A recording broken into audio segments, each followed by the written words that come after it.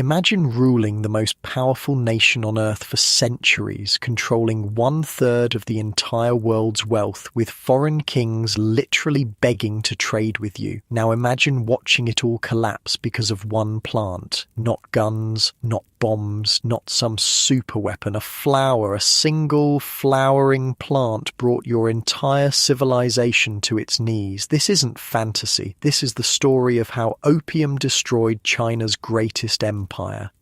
In the 1700s, China was the undisputed economic superpower of the world. European monarchs were desperate to get Chinese goods, but the Chinese emperor basically yawned and said, "We don't need anything you barbarians make." Fast forward just 100 years, and China was carved up by foreign powers. Millions of its people were addicted to drugs, and its 2,000-year-old imperial system was crumbling. This is how it happened. Hey, quick thing before we start. If you actually listen to these regularly, hit like or subscribe. I always wonder where everyone's at, so comment your city and what time it is. Weird to think some of you are having breakfast in England while I'm recording this at night, here in the States. Alright, let's head back to Qing Dynasty China. But hold on, get comfortable first. I mean it. Fix your pillows, grab that blanket. This one's worth settling in for.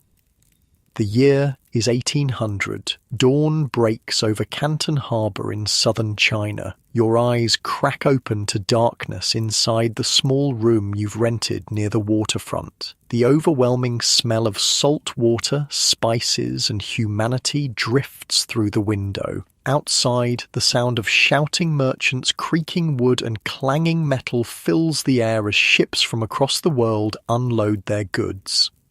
Unlike your modern memory foam mattress, you're lying on a wooden platform with a thin mat that does absolutely nothing to cushion your aching back. It's already hot, humid as hell, and you haven't even gotten up yet. You're in Canton, the only Chinese port where foreign merchants are allowed to trade, and let me tell you, there's no place on earth with more money flowing through it right now than this city.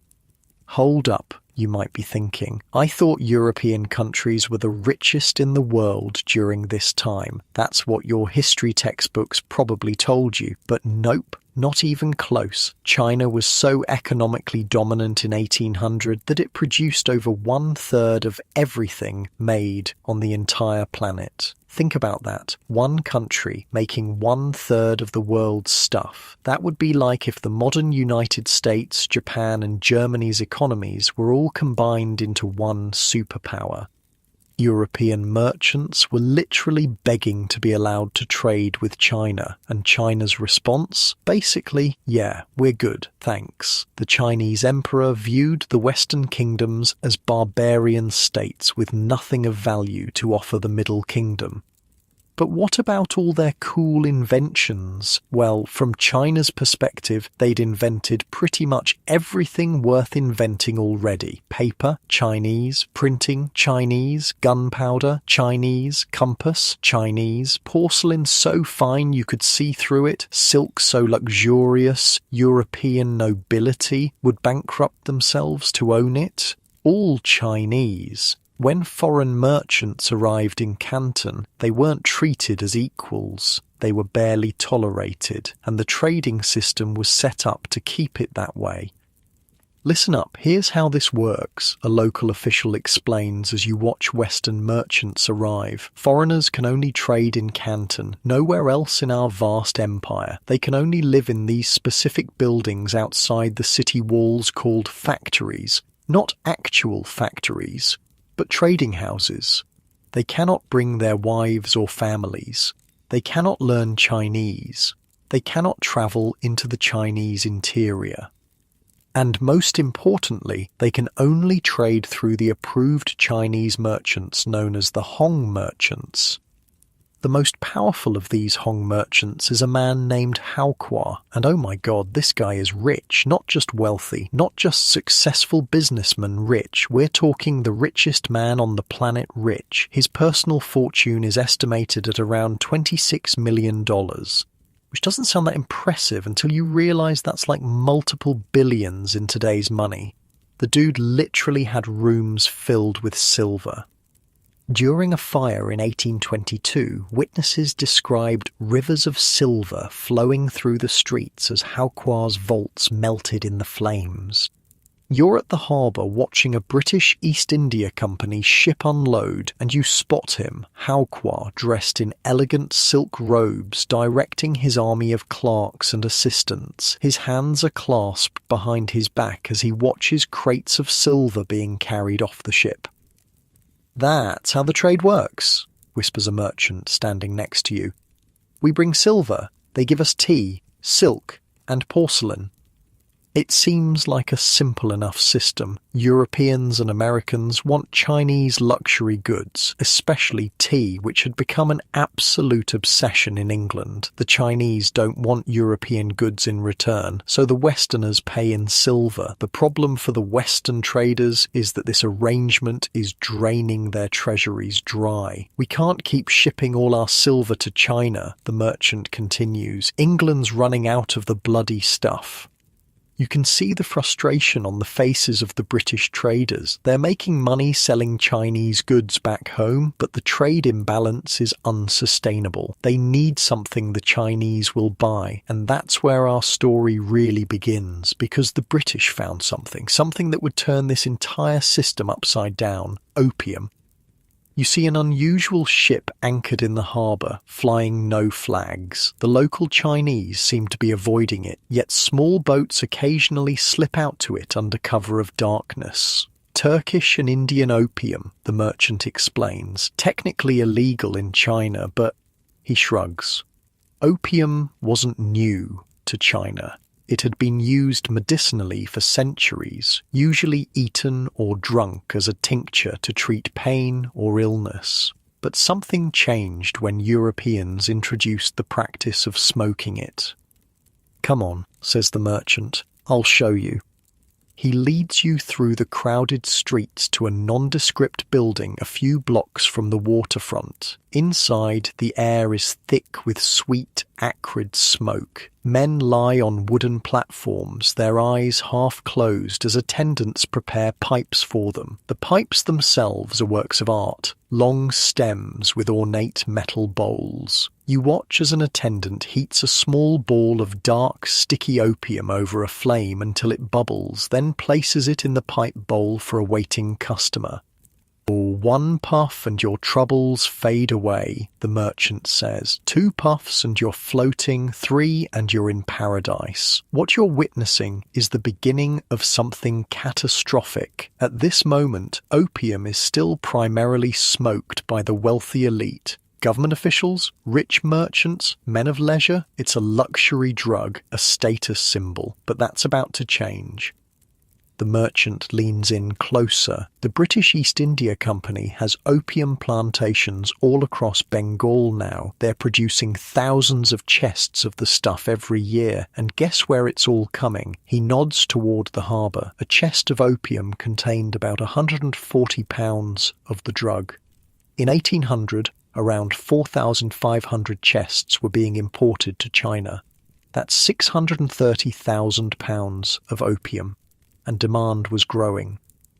The following morning, you're back at the harbour. The activity is frenetic, goods moving in all directions, silver flowing into China, luxury goods flowing out. It's the most successful trading arrangement in the world, but it's balanced on a knife's edge.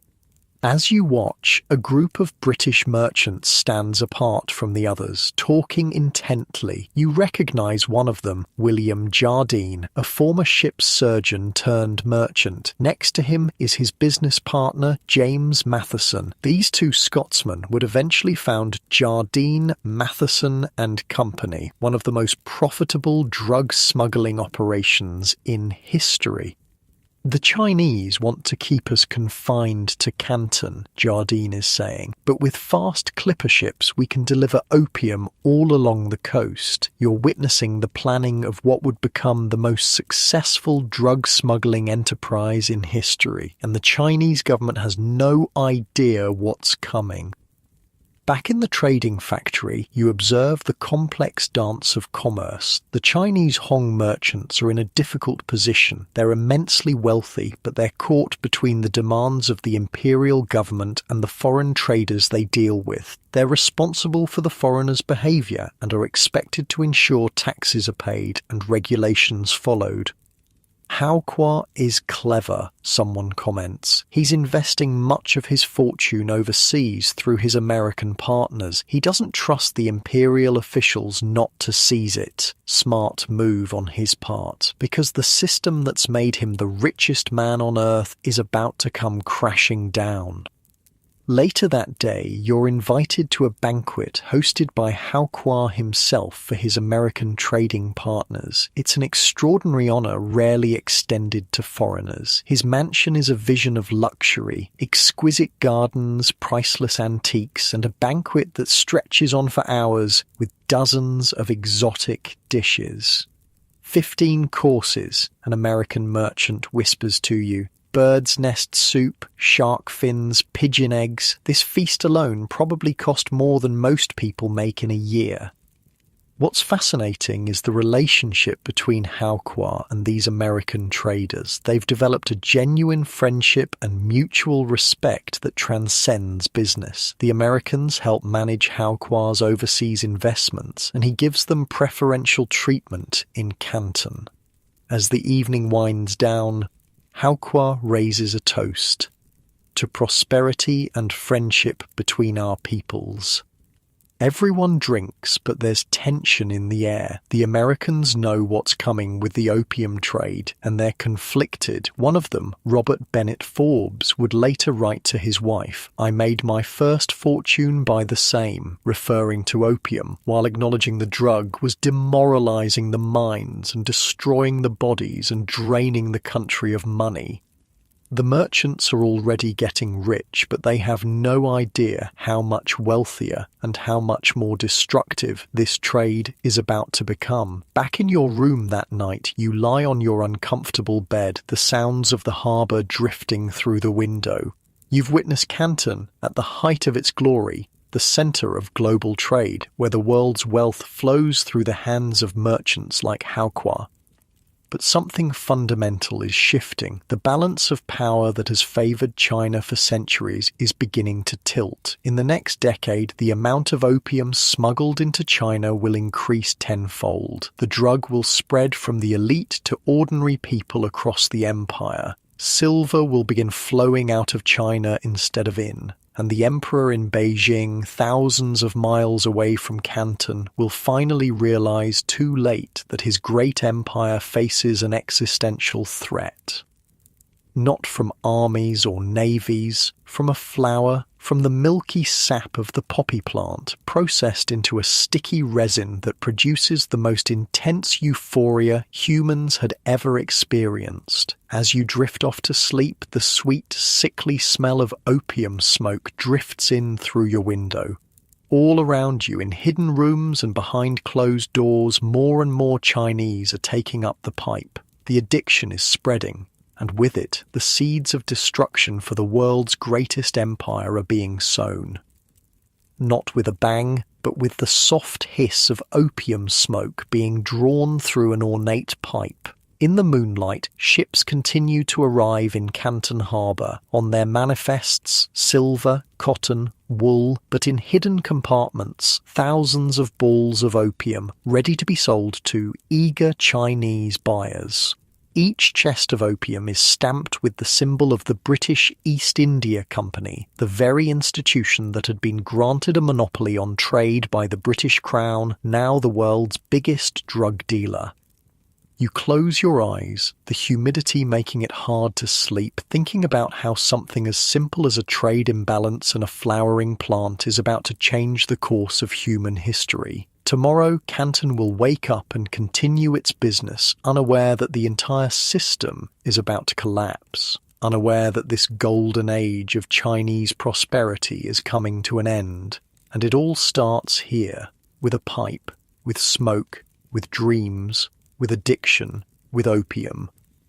The morning fog hangs over Canton Harbour as a new day begins. 10 years have passed, it's now 1830, and everything has changed. What you're about to witness isn't just the story of a drug taking hold of a nation, it's the tale of how the world's economic order flipped upside down in the span of a single generation. Silver. For centuries, it flowed into China like a mighty river. Now, it's hemorrhaging out, bleeding away at a rate that would give an economist a heart attack. You're probably thinking, how bad could it really be? I mean, it's just some people smoking in back rooms, right? Wrong. Let me paint you the picture. You're walking through a narrow alley in Canton. The smell hits you first, that distinct, sweet, acrid scent of opium smoke that now permeates every corner of the city. You step into what looks like an ordinary tea house, but inside, the scene is anything but ordinary.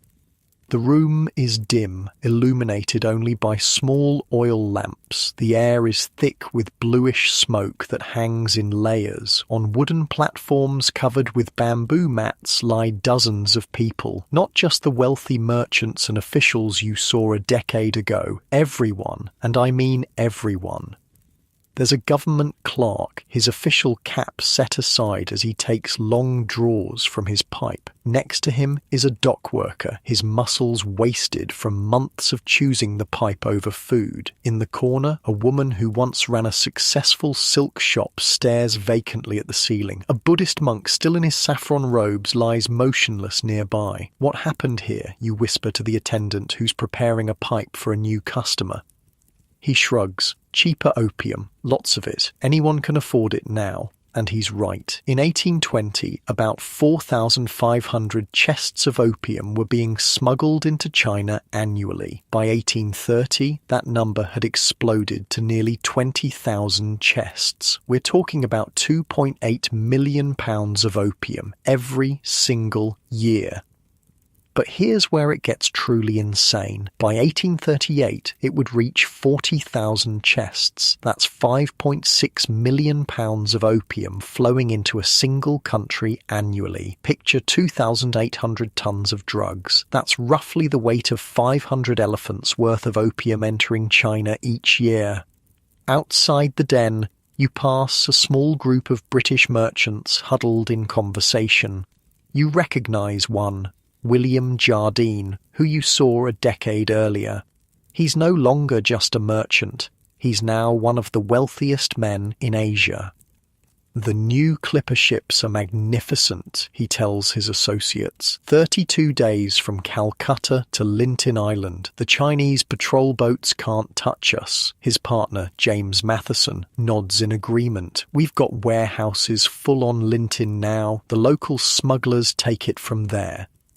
Linton Island, just outside Chinese territorial waters, had become an offshore base for the opium trade. Western ships would anchor there, beyond the reach of Chinese law, and transfer their illegal cargo to fast Chinese smuggling boats that would deliver it up the Pearl River to Canton and beyond. It's like they invented DoorDash for drugs, you might be thinking, and honestly, that's not far off. But the real genius, or evil, depending on your perspective, of the Western opium merchants wasn't just their smuggling network, it was how they solved their original problem, the trade imbalance. Here's how it worked now. British merchants would grow opium in India, controlled by the British East India Company, ship it to China and sell it to Chinese smugglers for silver. Then they'd use that silver to buy Chinese tea, silk and porcelain. The trade deficit had flipped. Now silver was flowing out of China at an alarming rate. You witness a meeting between Hao Kwa and several other Hong merchants. The stress on their faces is evident.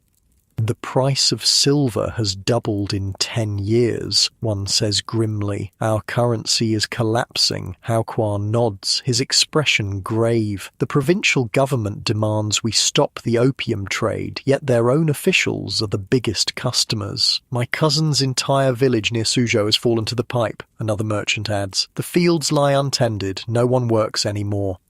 This is the brutal reality of what's happening. In areas where opium has taken hold, productivity collapses, fields go unplanted, workshops sit empty, people sell everything they own, their tools, their furniture, even their land, to buy more opium.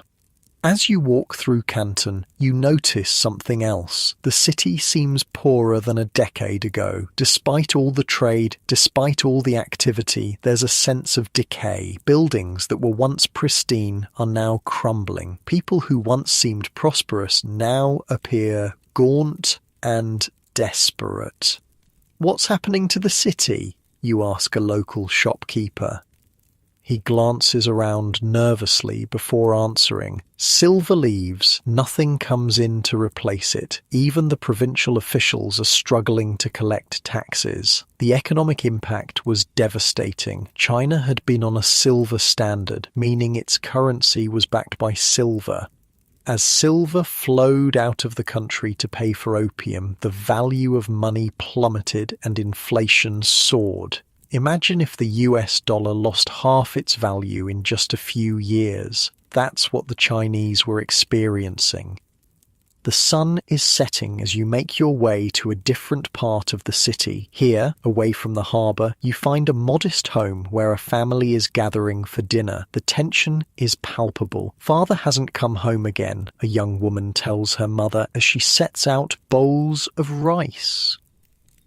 He's at the smoking house. The mother's face is lined with worry and resignation. Your brother, too. 3 days now.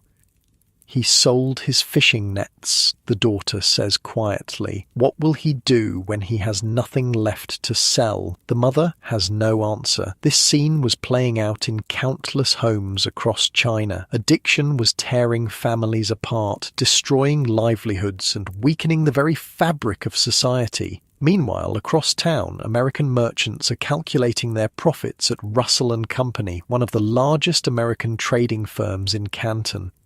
We cleared $200,000 on the last shipment, one says, checking his ledger. Turkish opium isn't as good as the Indian variety, but the margins are better. Another merchant looks troubled. My father writes from Boston, asking if the trade is moral. He's heard the missionaries' reports about the suffering.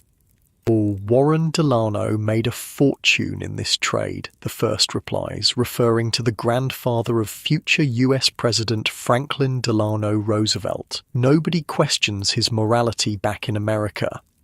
He's not wrong. The fortunes being made in the China trade, much of it from opium, were financing the Industrial Revolution back in America. The wealth from opium would eventually fund railways, factories, universities, and libraries. Some of America's most respectable families built their fortunes on the back of the opium trade. Look, the merchant continues, if we don't do it, the British will just take our share. At least we're bringing some of the wealth back to America.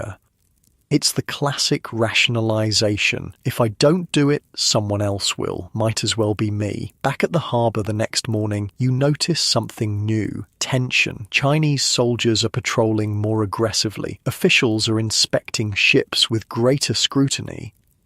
The emperor in Beijing has finally noticed what's happening, explains a local guide. But it's too late. Too many people are involved in the trade now. Too many officials are addicted themselves. This was the terrible irony. By the time the imperial government in Beijing fully understood the extent of the crisis, many of the officials tasked with solving it were themselves addicted to opium. Imagine asking alcoholics to enforce prohibition. That's essentially what was happening. You've wandered into a tea house near the waterfront. The customers here are a mix of locals and foreign merchants. In one corner, you overhear 2 Chinese scholars in animated conversation.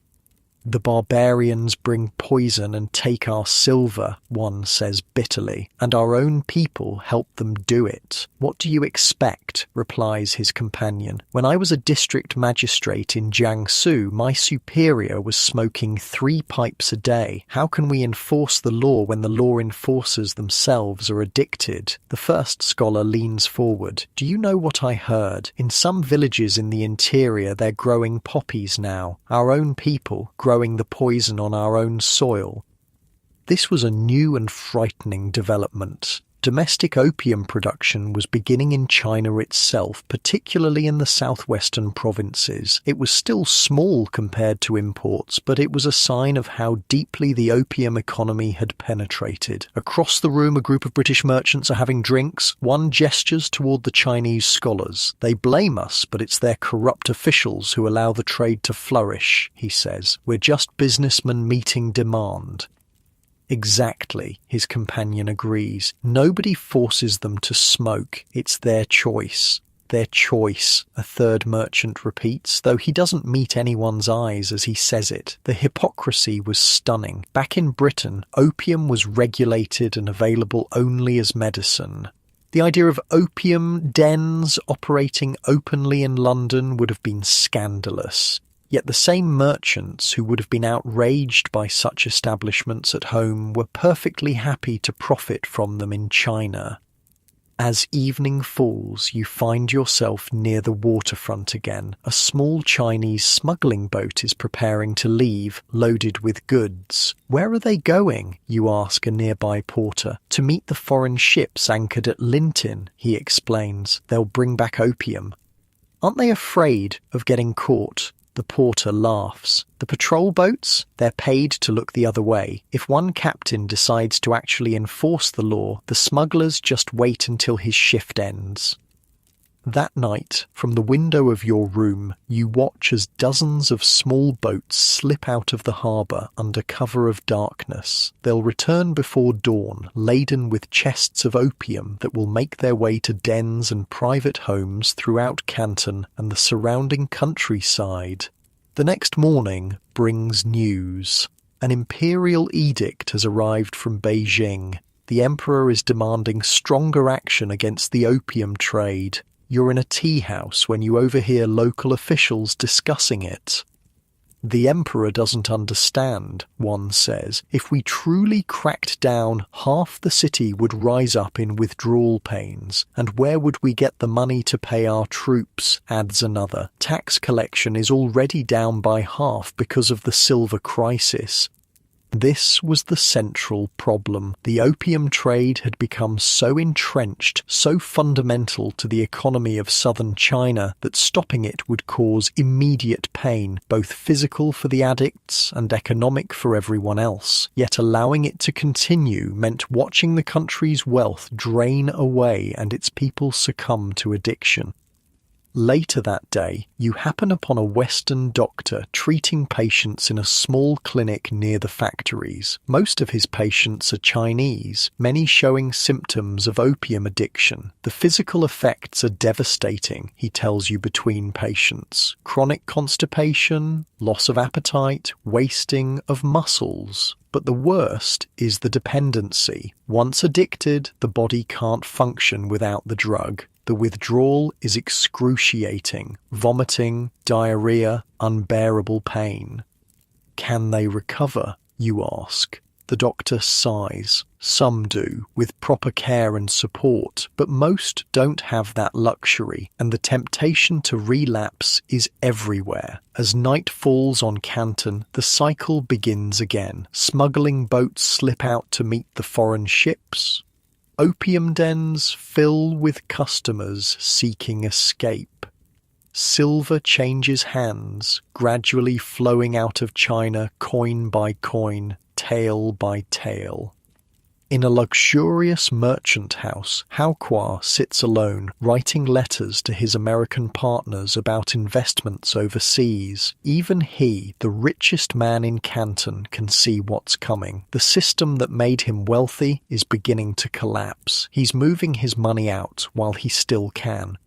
This is how empires fall, not all at once in a great battle, but gradually, invisibly, as their wealth drains away and their people lose the will or ability to work, to create, to build. The opium crisis wasn't just affecting individuals, it was eating away at the foundations of Chinese society itself. As you drift off to sleep that night, the sounds of Canton seem different than they did a decade ago. There's an edge of desperation to the city now. The confident hum of the world's greatest trading port has been replaced by something more frantic, more unstable. And in Beijing, thousands of miles away, an emperor sits reading reports of declining tax revenue, increasing addiction, and silver flowing out of his empire. Soon, very soon, he will decide that enough is enough. He will send one of his most capable officials to Canton with orders to end the opium trade by whatever means necessary. But by then, it might already be too late. The damage has been done, the addiction has taken hold, and the stage has been set for a confrontation that will change China and the world forever. The opium wars are coming. The weather has turned in Canton. Storm clouds gather over the harbour as a new officials' procession winds through the streets. It's March 1839, and everything is about to change again. Word spreads through the city like wildfire. Lin Zexu has arrived. Lin Zexu, the emperor's chosen one, his most trusted official, sent with a single mission: end the opium trade. At any cost, you're standing in the crowd as his procession passes. Banners wave, drums beat, and imperial guards clear the way. At the centre of it all is a sedan chair carried by 8 men. Through the silk curtains, you catch a glimpse of the man who's about to shake the foundations of the greatest drug trade in history. Commissioner Lin isn't what you expected. He's not a fierce warrior or imposing figure. He's a scholar, a 54-year-old civil servant known for his incorruptible character and brilliant mind. But there's something in his expression, a steel-hard determination that sends chills down your spine. "He looks ordinary," whispers someone next to you, but they say even the most corrupt officials tremble when he arrives in their district. "The emperor chose well," another replies. "If anyone can stop the foreign poison, it's Lin." The crowd's reaction is mixed. Hope mingles with fear, because everyone in Canton knows what's coming: confrontation. After decades of allowing the opium trade to flourish, the imperial government has finally decided to act, and not with half measures or easily bribed local officials. This time they've sent their best. Later that day, you're sipping tea in a shop near the foreign factories when you overhear British merchants discussing the new arrival. "This Lin fellow has quite the reputation," one says nervously. "They call him the iron-handed commissioner." "Bah!" scoffs another. "We've seen these crusaders before. A few well-placed bribes and he'll look the other way like all the rest."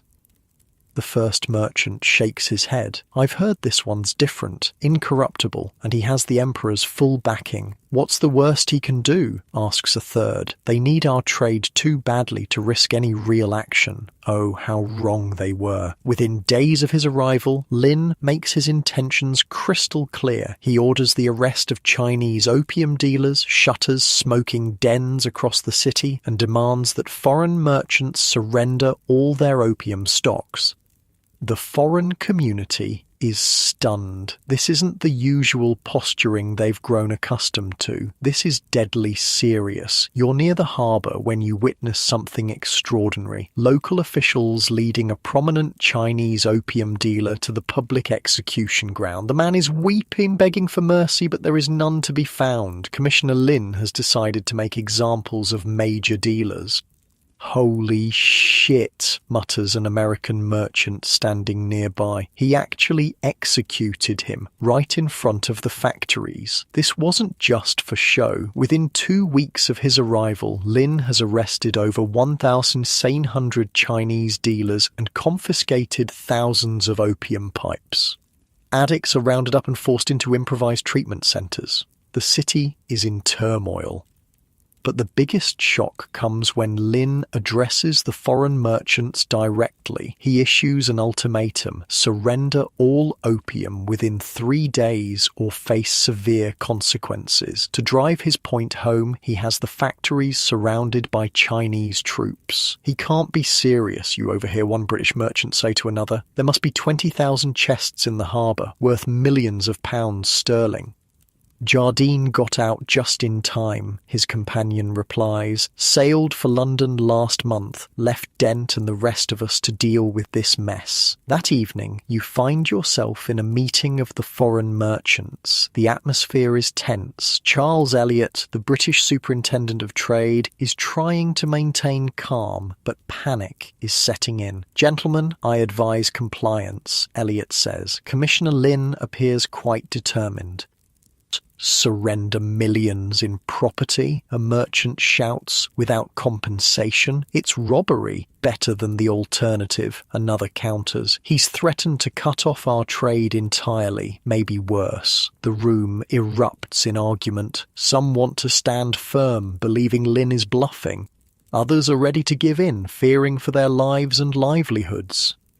What these merchants don't realise is that Lin has come prepared for resistance. He's studied the foreigners carefully. He's even written a letter to Queen Victoria herself, appealing to her moral character. "I've heard that in your honourable country the smoking of opium is strictly forbidden," his letter reads. "Since it is not permitted in your own country, then even less should you let it be passed on to harm other countries. How can you bear to make profit from harming others?"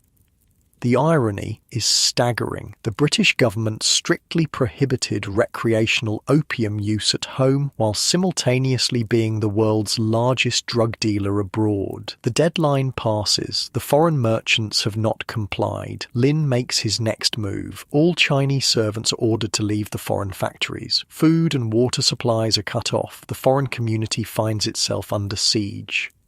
"This is an outrage," bellows a British merchant as he paces inside the increasingly squalid factory compound. They can't treat British subjects this way. But Lin is just getting started. He intensifies the pressure, making it clear that the foreigners will not be allowed to leave until they surrender their opium. After 6 tense weeks of standoff, Charles Elliot makes a fateful decision. He orders all British merchants to surrender their opium to him, promising they'll be compensated by the British government. He then hands over the opium to Lin. The numbers are staggering: 20,283 chests of opium. That's about 1,300 tons of the drug, with a street value of roughly £2 million sterling, about $250 million in today's money. Now comes the most dramatic moment of all. Instead of keeping the opium or selling it, Lin orders its complete destruction. You're among the witnesses to what happens next. At a beach near the village of Human, just outside Canton, workers construct huge trenches lined with stone. The opium chests are brought in by the hundreds. Under Lin's watchful eye, workers break open each chest, dump the contents into the trenches and mix it with salt and lime before flushing it out to sea with water. "My God," whispers a British merchant watching from a boat offshore. He's actually destroying it all, not selling it, not storing it, destroying it. The process takes 23 days. More than 500 workers labour from dawn to dusk, and when it's over, the largest stash of illegal drugs ever seized in history has been completely eliminated.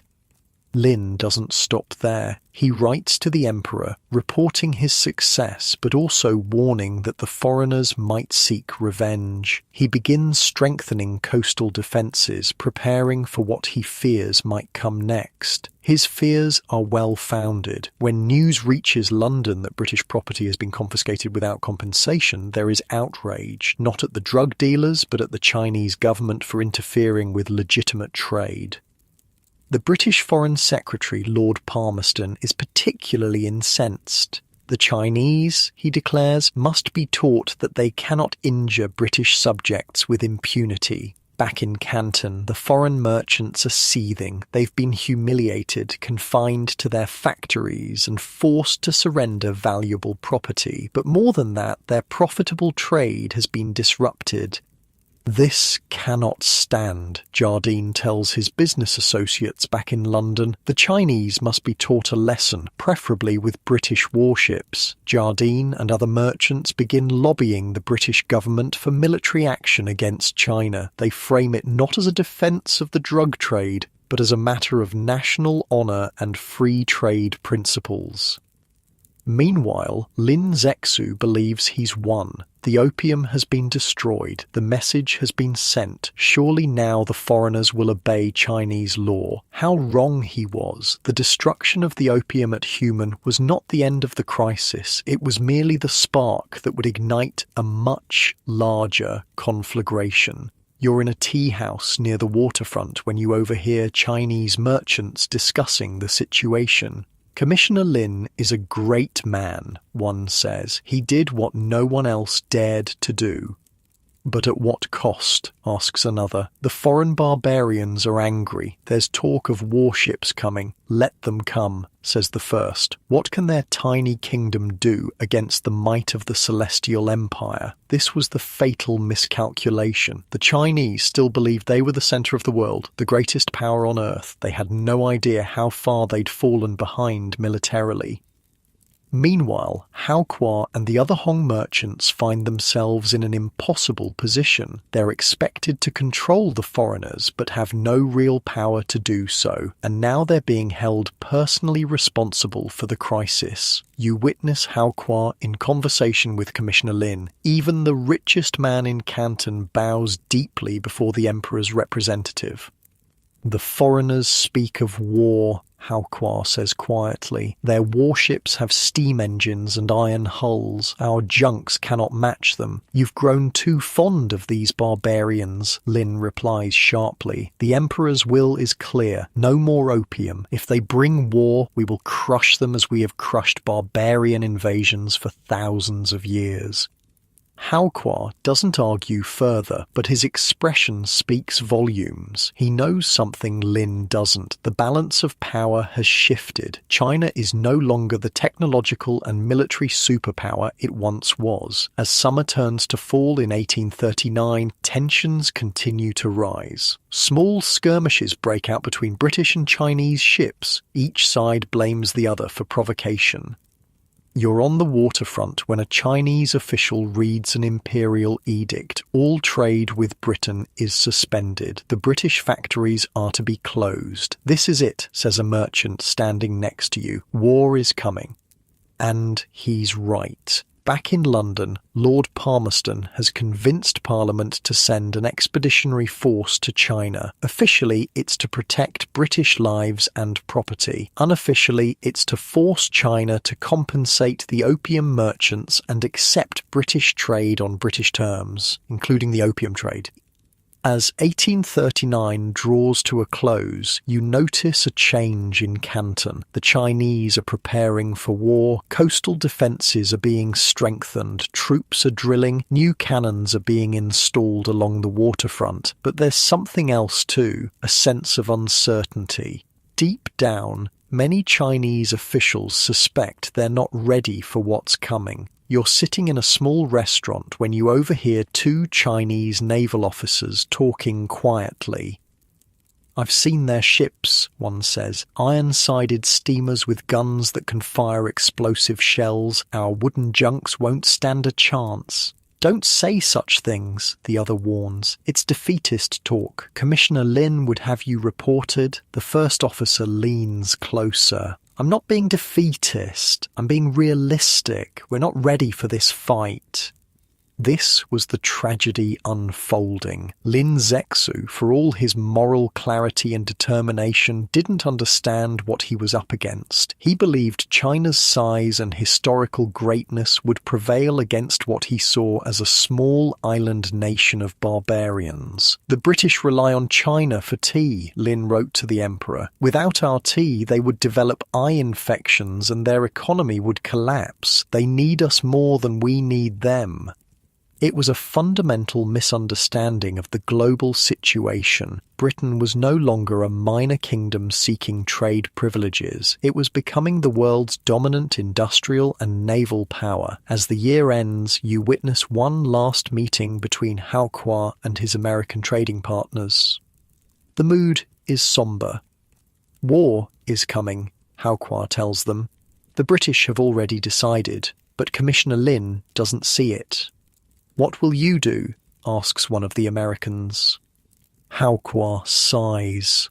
"What can I do? I am caught between the Emperor's hammer and the British anvil. I've moved as much of my wealth overseas as possible. Now I can only wait and hope some of my businesses survive what's coming." The Americans exchange glances. They've already decided to remain neutral in the coming conflict. American ships will continue to trade with China even as British warships bombard Chinese ports. "This didn't have to happen," one of the Americans says quietly. "If we hadn't brought the opium, if not you, someone else would have," Hao Kuo replies. "The desire for profit is the same in all men, east or west. As 1839 gives way to 1840, the die is cast.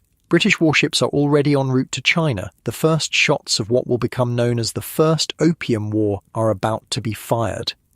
And Commissioner Lin? His determination remains unshaken. He continues to arrest opium dealers, strengthen defences, and prepare for a confrontation he believes China can win. "We have right on our side," he tells his officers. "The Celestial Empire has stood for thousands of years.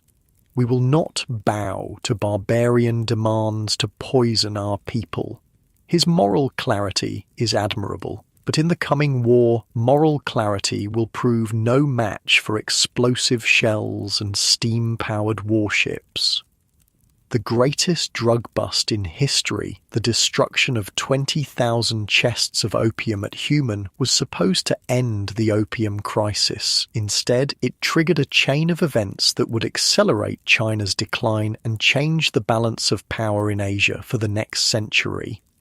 As you watch Chinese troops drilling on the waterfront, their spears and matchlock muskets gleaming in the winter sun, you can't help but wonder if they have any idea what's coming. They're preparing to fight a war from the previous century, not understanding that warfare itself has been transformed by the Industrial Revolution.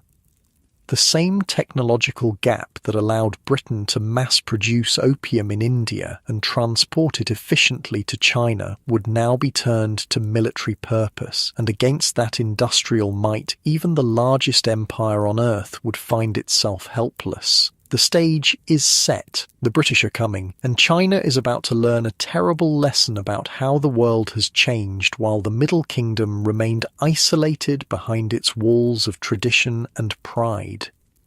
The war that would transform China forever was about to begin. June 1840, the quiet fishing village of Dinghai on Zhoushan Island wakes to an otherworldly sight. 24 British ships have appeared on the horizon overnight like monstrous sea creatures. 16 warships bristling with cannon, 4 armed steamers belching black smoke, 4 supply vessels. The Chinese coastal defenders stare in disbelief. They've never seen ships that can move without sails, never witnessed vessels made of iron instead of wood, never imagined cannon that can fire explosive shells over distances their own guns can't hope to reach. "What are those devil ships?" whispers a young Chinese soldier gripping his spear. His commander has no answer. How could he? Nothing in thousands of years of Chinese military history has prepared him for what's coming. You're witnessing the beginning of the First Opium War, watching from a fishing boat offshore as the British fleet takes position. What's about to unfold isn't just a battle, it's the violent collision of two worlds, one clinging to ancient traditions, the other transformed by the Industrial Revolution. The outcome was written before the first shot was fired. The British commander, Captain Charles Elliot, sends a message to shore: surrender or face bombardment. The Chinese commander refuses. He has his orders from Commissioner Lin and the Emperor himself. No compromise, no surrender. At noon, the British open fire. The sound is unlike anything the Chinese defenders have ever heard. Not just the familiar boom of cannon, but the shriek of explosive shells, a weapon they've never encountered. The British guns aren't firing solid balls. They're launching hollow iron projectiles filled with gunpowder that explode on impact, sending lethal fragments in all directions. "They can't possibly hit us from that distance," says a Chinese officer standing atop the coastal fort. Those are his last words. A British shell strikes the fort's wall directly below him. The explosion tears through stone and flesh with equal ease. When the smoke clears, the officer and a dozen defenders are gone. Just gone. The bombardment continues for hours. By evening, the Chinese coastal defences are in ruins. The British land marines and soldiers who quickly overwhelm the remaining defenders. Dinghai falls with barely a fight. "This is impossible," mutters a captured Chinese officer. How could barbarians defeat the forces of the Celestial Empire so easily? He's about to learn that his empire isn't as celestial as he believed. The British move methodically up the coast, capturing one port after another with minimal casualties. Their strategy is simple but devastating. Use naval power to bombard coastal defences from a safe distance, then land troops to secure the area once resistance has been broken. In the grand halls of Beijing, the emperor receives the news with disbelief. How can a small island of barbarians challenge the might of China, he demands of his advisers. We outnumber them 100 to 1. A brave official steps forward. Your Majesty, their weapons are different. Different. Our brave soldiers fight with swords and spears. The barbarians have machines that breathe fire and iron ships that move without wind. The emperor's face darkens. You speak of them as if they are gods, not men. Are you suggesting the Celestial Empire cannot defeat these merchants? No one dares answer directly. To suggest China might lose this war would be seen as treason, but the truth is becoming impossible to ignore. The technological gap between China and Britain isn't just a matter of better weapons. It represents an entirely different way of understanding the world. Back on the coast, you've managed to get aboard a Chinese war junk as a translator. From this vantage point, you witness the Battle of Kowloon. If battle is even the right word for such a one-sided affair, the Chinese fleet consists of war junks, large wooden sailing vessels with cannon that can fire iron balls about half a mile. They're arrayed in a defensive formation near the shore, ready to repel the British attack. Then you see it, the HMS Nemesis approaching through the morning mist. The Chinese sailors point and murmur in a mixture of fear and awe. They've heard rumours about this demon ship, but seeing it is something else entirely. The Nemesis is Britain's secret weapon, an iron-hulled, steam-powered warship specifically built for this war. It draws only 6 feet of water, allowing it to navigate the shallow coastal waters. It's armed with 2 32-pounder guns that can fire explosive shells, 2 6-pounder guns, and a battery of Congreve rockets. But what truly terrifies the Chinese sailors is that it moves directly against the wind, belching black smoke like some monster from their worst nightmares. "It's a fire devil ship," whispers the Chinese captain. "How can we fight such a thing?" The battle begins. The Chinese junks fire their cannon, but most shots fall short or bounce harmlessly off the Nemesis's iron hull. In return, the British ship launches rockets that scream across the water before exploding among the Chinese fleet. Then it fires its cannon, sending explosive shells into the packed formation of wooden vessels.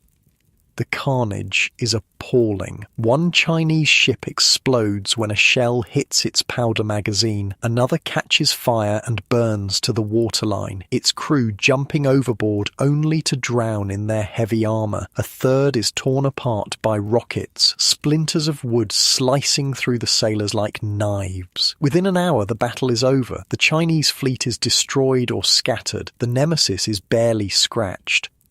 "We never stood a chance," the Chinese captain tells you as he orders his surviving crew to abandon ship. "Our generals and admirals trained to fight the wars of our ancestors. The British are fighting with weapons our children's children couldn't imagine." This scene repeats itself along the coast as the British move northward, destroying Chinese forces at Canton, Amoy, Ningpo, and beyond. It's not just a military defeat, it's a psychological one. The Chinese worldview, that they are the center of civilization surrounded by barbarian states, is being shattered by iron and fire. By January 1841, the British have blockaded the Pearl River and effectively cut off Canton from the sea. Commissioner Lin, who had been so determined to end the opium trade, finds himself blamed for provoking a war China cannot win. The emperor, needing a scapegoat, dismisses him from his post and sends him into exile. Lin was too harsh with the barbarians. You overhear an imperial official telling another in Canton, "Now we pay the price for his pride."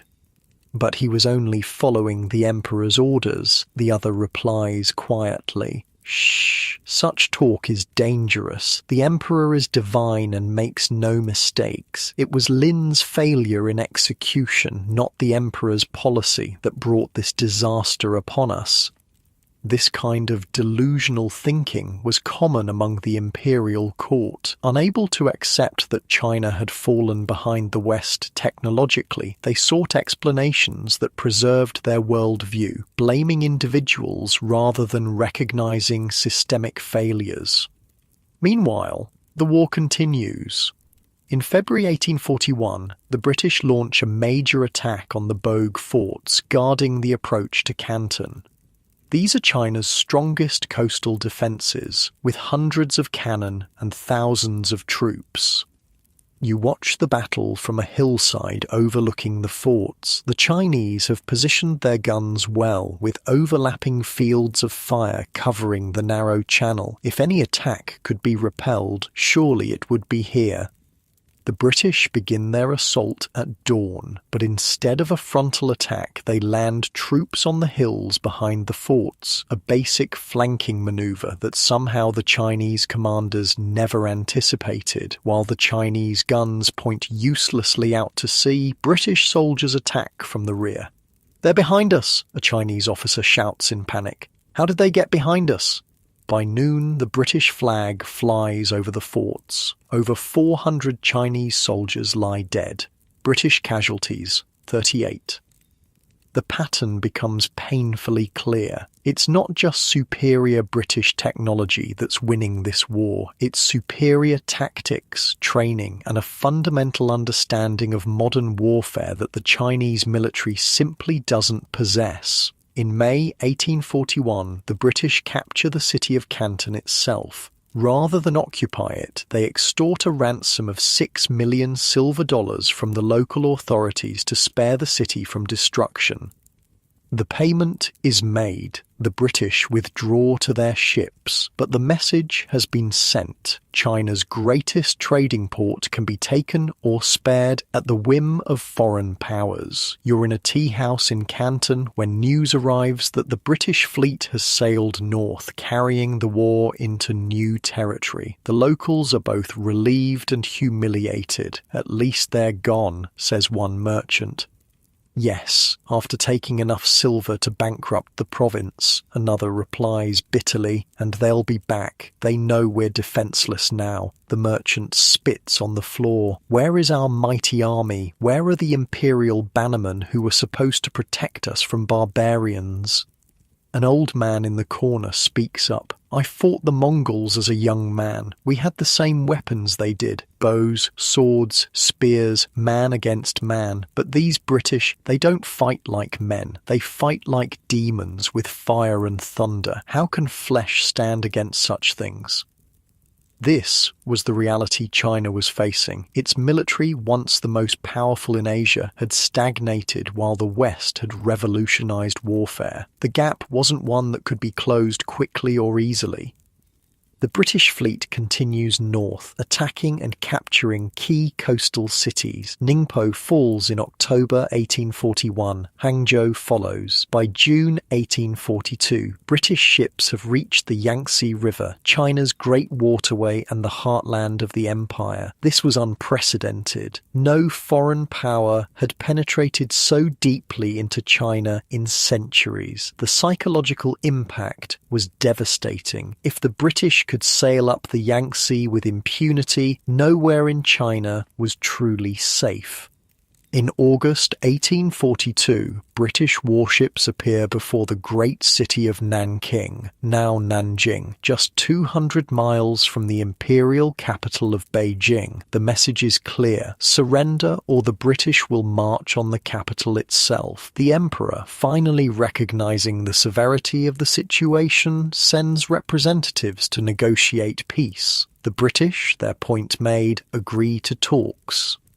What follows is the Treaty of Nanking, the first of what the Chinese would later call the unequal treaties that carved up their nation for foreign interests. You're present as Chinese and British officials gather aboard the HMS Cornwallis to sign the treaty. The contrast between the two delegations is striking. The British are confident, even casual, knowing they hold all the cards. The Chinese officials are solemn, their faces masks hiding their humiliation. The terms are read aloud. China will pay an indemnity of 21 million silver dollars, an astronomical sum that would cripple the imperial treasury. Hong Kong Island will be ceded to Britain in perpetuity.